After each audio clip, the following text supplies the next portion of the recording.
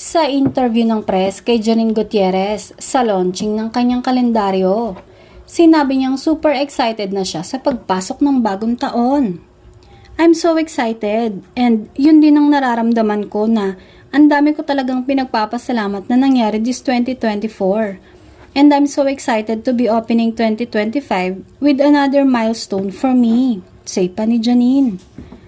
Marami talagang pinagpapasalamat ang aktres at isa na doon ang pagkakaroon niya ng teleseryeng Lavender Fields kung saan sila nagkakilala ng aktor na si Jericho Rosales. At doon din nagsimula ang kanilang bonding na nauwi sa dating stage at ngayon nga ay sila na.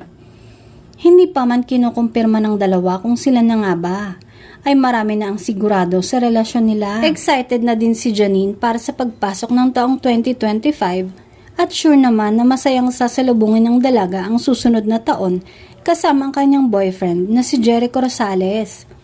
Isa din sa dahilan ng kanyang excitement ay ang bagong project na pagsasamahan nila ni Jericho na nabanggit nga noong nakaraang Christmas special.